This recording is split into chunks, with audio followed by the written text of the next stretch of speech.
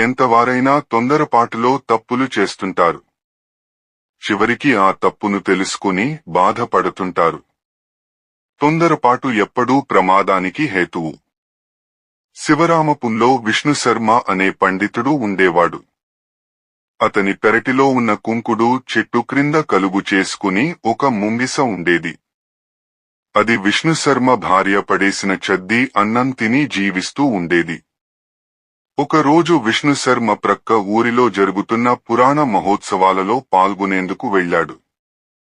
ముంగిస ఇంట్లోకి వచ్చి సరాసరి మధ్యగదిలోకి వెళ్లి తలుపు మూల చల్లగా ఉండటంతో పడుకుంది. అదే గదిలో విష్ణుశర్మ ఏడాది పిల్లాడు ఉయ్యాలలో నిద్రపోతున్నాడు. విష్ణుశర్మ భార్య వంటగదిలో పనిపాట చేసుకుంటోంది. ఎక్కడి నుంచి వచ్చిందో గాని ఓ పాము ఇంటి పైకప్పులోకి చేరింది. అక్కడ నుంచి ఉయ్యాల నుంచి నెమ్మదిగా ఉయ్యాలలో పడుకున్న పిల్లాడి వైపు రాసాగింది. అదే సమయంలో కళ్ళు తెరిచిన ముంగిస ఉయ్యాల వైపు చూసి పాముని గమనించింది.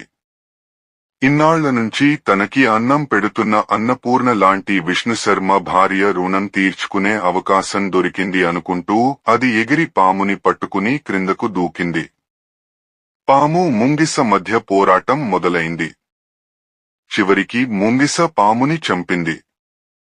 ఆ తరువాత అది తను చేసిన పని విష్ణుశర్మ భార్యకు చూపించాలని వంటగదిలోకి వెళ్ళింది. నోటి వెంట రక్తంతో ఉన్న ముంగిసను చూస్తూనే అది తన పిల్లాడికి ఏదో హాని తలపెట్టిందని భావించింది.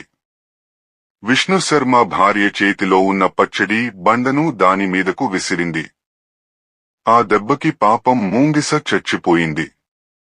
ఆ తరువాత వచ్చి ఉయ్యాలలో క్షేమంగా ఉండటం చూసి విష్ణుశర్మ భార్య ప్రక్కనే చచ్చిపడి ఉన్న పాముని చూసి జరిగిన విషయం అర్థం చేసుకుని అనవసరంగా తొందరపడి మంగిసను చంపినందుకు బాధపడింది.